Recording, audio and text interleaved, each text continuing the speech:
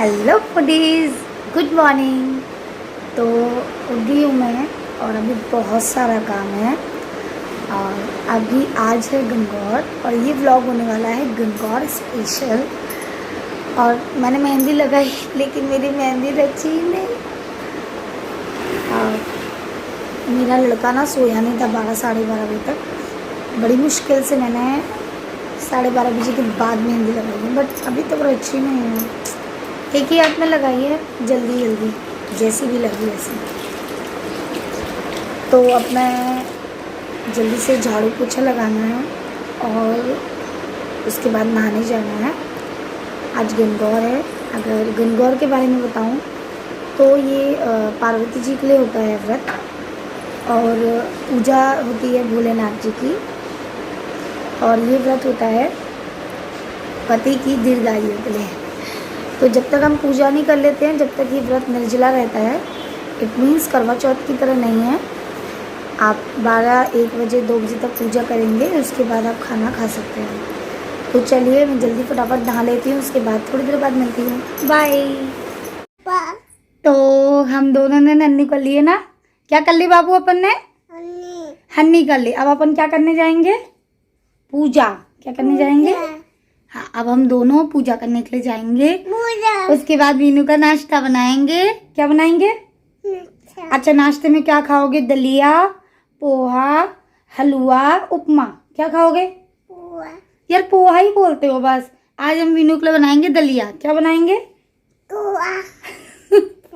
ठीक है, पोहा बना देंगे। तो मिलते हैं थोड़ी देर में। वीनू को तैयार कर देते हैं, उसके बाद हम पूजा करने के लिए जाएंगे। बाय करो। Bye bye. बच्चों को संस्कार हमें बचपन से ही देने पड़ते हैं। बड़ों का आदर करना, थोड़ा भगवान के प्रति प्रेम और आराधना करना, ये हमारा कर्तव्य है कि हम अपने बच्चों को शुरू से समझाएं और सिखाएं। मेरा बेटा रोज़ मेरे साथ पूजा करता है और इस समय गर्मी का मौसम है तो वो जल्दी नहा लेता है, इसीलिए मैं उसको अपने साथ, जब मैं खुद पूजा करती हूँ उसको भी ले जाती हूँ और साथ में पूजा करते हैं। बहुत ही अच्छा लगता है और वो भी ये सब चीज़ें सीख रहा है। क्या खा रहे हो वीनू? बेटू क्या खा रहे हो? लड्डू। खा लो लड्डू।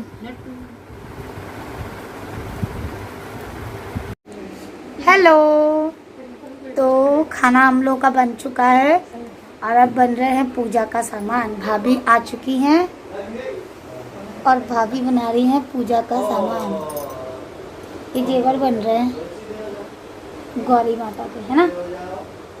गौरी माता पे। और इसके नीचे इसको क्या बोलते हैं भाभी? इसका नाम भूल जाती हूँ मैं। आसे। और छोटी वाली पूड़ी को अठवाइयाँ। उसके बाद हम लोग तैयार होंगे, उसके बाद पूजा होगी। लेकिन प्यास तो लगने लगी है ना जेवर की। आपने व्रत कब से रखना स्टार्ट किया? जब से हमारी शादी होने के बाद। ओ मर गए तो 17-18 साल हो गए नहीं भाभी? आप तो शादी के बाद ही व्रत रखा है। गुड। शादी के पहले कौन रखेगा? क्योंकि ये तो सुहाग माता है। ये व्रत हम लोग क्या रखा जाता है और एक दिन का ही होता है, लेकिन राजस्थान में ये 14 से 15 दिन चलता है। ये वाला व्रत पता है भाभी को? ये वाला जो व्रत है राजस्थान में 14 से 15 दिन तक चलता है। जो सही है तो वहाँ तो वही राजस्थानी को अपने तरफ तो करना लगेगा अपने यहाँ पे। हाँ, लेकिन जो राजस्थान का ही व्रत है। राजस्थान में ये ज्यादा मतलब धूमधाम से मनाया जाता है जी। वो 14-15 का व्रत है ना, इसीलिए वो मनाया जाता है।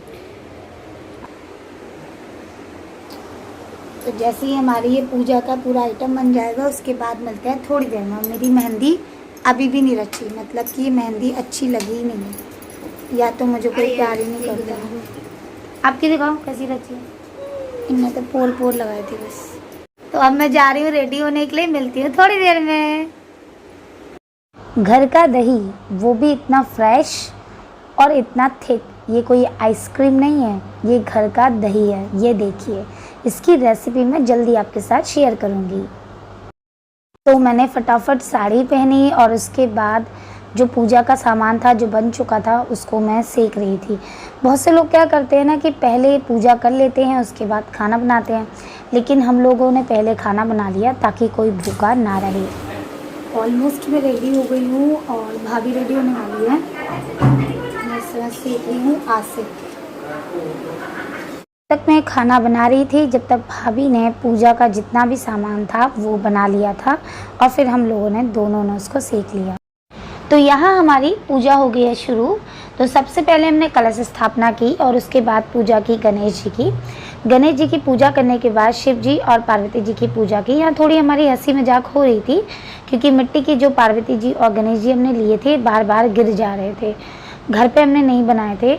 और जो तस्वीर आप देख रहे हैं, मैं जब दिल्ली में रहती थी तो इसी तस्वीर से मैं पूजा करती थी, इसीलिए मैंने इस तस्वीर को भी इस पूजा में शामिल किया क्योंकि मैंने हमेशा इसकी पूजा की है। तो यहाँ पे क्या होता है ना कि पूजा होती है शिव जी की और व्रत रहते हैं पार्वती जी का, तो दोनों की ही हमें पूजा करनी है क्योंकि भोले भंडारी ने कहा था कि जो आज के दिन यानी कि तीज के दिन पूजा करेगा पार्वती जी की, उसको अखंड सौभाग्य की प्राप्ति होगी। तो पूजा अर्चना करने के बाद कथा बोली जाती है और यहाँ पे जो मिष्ठान पकवान बनते हैं वो हर राज्य में अपने अपने अलग अलग तरीके के बनते हैं। हमारे यहाँ मीठी पूड़ी बनती है गौट के, जिसको बोलते हैं आसे। उसके बाद अठवाइयाँ होती हैं, जो छोटी छोटी पूड़ी होती है उसको बोलते हैं अठवाइयाँ, जो माता को लगती हैं। ये हमारे यहाँ हर पूजा में लगती ही लगती है। और उसके बाद गनगौर बनती है और हम लोग जेवर भी बनाते हैं जो बेसन से बनते हैं। तो पूजा अर्चना करने के बाद जब इस तरीके की कोई पूजा होती है तो बहुत विस्तार से होती है। आपको सबको स्नान करा के चंदन तिलक लगाना पड़ता है। और ये देखिए हम जो मिष्ठान हमने बनाया है वो अब हम देवी मैया और शिव जी को अर्पित कर रहे हैं। यहाँ आप लोगों को लग रहा होगा कि मैं उल्टे हाथ का यूज़ कर रही हूँ, बट ऐसा नहीं है, मैं सीधे हाथ का यूज़ कर रही हूँ। लेकिन जो मेरा कैमरा है वो मैंने फ्रंट से ही यूज़ किया है। यहाँ पे कोई भी शूट करने के लिए नहीं था, इसीलिए हमने खुद शूट किया था। पार्वती जी और शिव जी और नारद जी तीनों भ्रमण के लिए निकले थे। जब भ्रमण के लिए निकले तो पार्वती मैया और शिव जी और नारद जी आए पृथ्वी लोक आए। तो वहाँ के लोगों को पता चला कि मतलब पार्वती जी और शिव जी आए हैं, तो वो लोग पकवान में बनाने के लिए लग गए। तो जो गरीब स्त्रियां थी, जो निर्धन थी, उनके पास कुछ वस्तु तो थी नहीं, तो उनने सोचा कि अब मेरे पास मतलब उनके पास कोई वस्तु थी नहीं, इसको देखना दिया नहीं बुझेगा। तो उन लोग वैसे ही पहुंच गए उनके पास, माता के पास। माता लेके आई थी सुहाग। तो शिव जी बोले कि देखो मतलब ये देखो किस तरीके से आई हैं और तुमसे पार्वती मिलने के लिए, तो इनको सुहाग दे दो। तो माता मैया ने सारा सुहाग उन्हें दे दिया। अब जो धनी स्त्रियां थी, जो ब्राह्मण कुल की थी, जो धनी थी, वो स्त्रियां सज के आईं। मतलब उनको पूरा पकवान मिष्ठान बना के कि भगवान आए तो 4 भोग बनाए, 56 भोग बना के ले गईं। अब वो आईं तो फिर अब शिव जी ने बोला कि ये भी तो आई हैं तुम्हारी देखो सेवा करने। तो वो बोली अब प्राणनाथ अब मैं क्या करूँ, मैं तो सारा सुहाग दे चुकी। तो बोली ऐसे कैसे, इन लोगों को भी तो देना पड़ेगा, अब ये लोग बेचारी आई हैं। तो फिर उनने अपनी छींगू काटी उंगली और छिड़क दिया।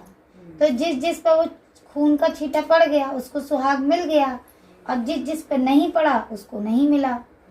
तो अब स्त्रियां वहाँ की मतलब आधी स्त्रियां दुखी हो गई।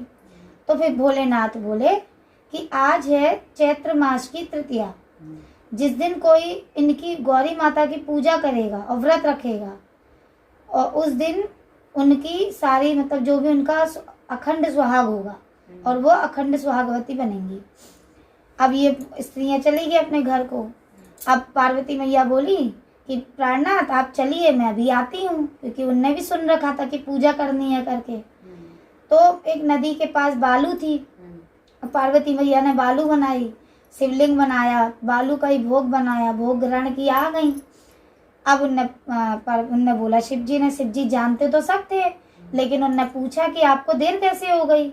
तो पार्वती मैया बोली कि ऐसा है कि मेरे भाई बहन आ गए थे, तो मैं उन्हें खाना बना के खिलाने लगी, और क्या कहते हैं इसीलिए मेरे को देर हो गई, और मैं खीर पूड़ी बना के लाई। तो भाई वो बोले शिव जी की अरे खीर पूड़ी तो मेरी बहुत पसंदीदा है, तो मैं भी जाऊंगा खाने के लिए। अब पार्वती मैया समझ में पड़ गई कि अब क्या करूं मैं। तो उनने बोला चलो फिर चलते हैं। तो उनने अपनी माया रची और महल बनाया झूठा मीठा, खीर पूड़ी बनाई, सब कुछ खा पी के आ गए। अब शिव जी की माला छूट गई वहां पे। तो उनने बोला अब क्या करें, माला छूट गई। तो पार्वती बोली आप ना जाओ, और क्या कहते हैं, तो एक काम करते हैं, नारद को भेज देते हैं। अब नारद गए माला लेने, तो माला पड़ी ना, माला थी डंडा के ऊपर लटकी। अब वो कहे अभी तक तो मतलब महल था, और अब कैसे मतलब ये पेड़ लग गए और माला बन गई। अब वो आए, उनने सारा किस्सा कहा शिव जी से। तो शिव जी ने कहा ये सब गौरी मैया की क्या कहते हैं माया है, और वो गुप्त रूप से पूजा करना चाहती थी, इसीलिए उनने बताया नहीं। तो आज के दिन जो भी कोई पूजा करता है तो वो भी गुप्त रूप से करी जाती, मतलब पति को बताया नहीं जाता है। तो जैसे आपने सबका सुहाग अखंड करा, ऐसे हमारा भी करना है। तो हमारी कथा हो गई है, और कथा के बाद की जाती है हवन। तो हवन कर रही हूँ मैं, और इसके बाद होगी आरती, और आरती के बाद कुछ चीज़ें हैं, और उसके बाद पूजा संपन्न हो जाएगी।